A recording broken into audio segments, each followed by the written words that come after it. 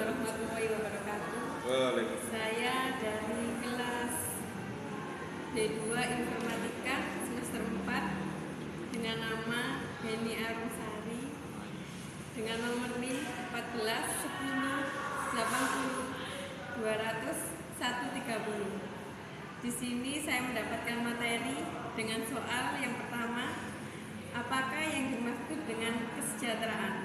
Untuk soal yang kedua, bagaimana konsep kesejahteraan menurut Drenoski 1974? Untuk soal yang ketiga, bagaimana mengukur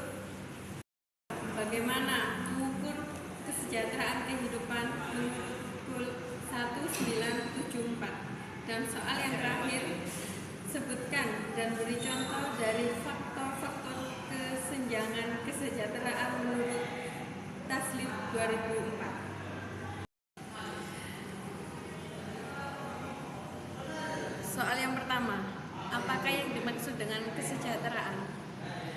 Kesejahteraan dalam istilah umum, kesejahteraan menuju ke dalam keadaan yang baik, kondisi manusia di mana orang-orang dalam keadaan makmur, dalam keadaan sehat dan damai.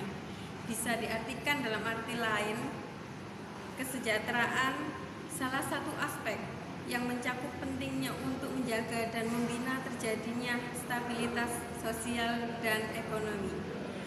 Kondisi tersebut juga dipengaruhi untuk meminimalkan terjadinya kecemburuan sosial dalam masyarakat.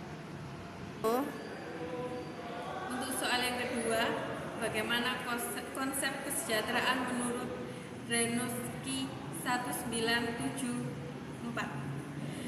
Menurut Drenoski, melihat konsep kesejahteraan ada 3 aspek. Yang pertama adalah dalam melihat pada tingkat perkembangan fisik, somatik status, seperti nutrisi, kesehatan, harapan hidup, dan sebagainya. Untuk yang kedua adalah dengan melihat pada tingkat mentalnya, mental education status, seperti pendidikan, pekerjaan, dan sebagainya. Untuk yang ketiga, dengan melihat pada integrasi dan kedudukan sosial status. Untuk soal ketiga, bagaimana mengukur kesejahteraan kehidupan menurut KUL 1974? Menurut KUL, kesejahteraan diukur dari beberapa aspek kehidupan dengan melihat kualitas hidup dari segi materi, fisik, mental, dan spiritual. Konsep dan indikatornya, contohnya dari materi contohnya kebutuhan mengenai benda pendukung dan kesejahteraan. Fisik contohnya kesehatan tubuh. Mental contohnya pikiran dan keadaan jiwa harusnya tenang. Yang terakhir spiritual, meskipun kepercayaan yang mendorong rasa ketentraman. Dan soal yang terakhir adalah sebutkan dan beri contoh dari faktor-faktor kesenjangan kesejahteraan menurut Taslim 2004. Menurut Taslim, faktor-faktor kesenjangan kesejahteraan adalah yang pertama, sosial ekonomi rumah tangga dan masyarakat.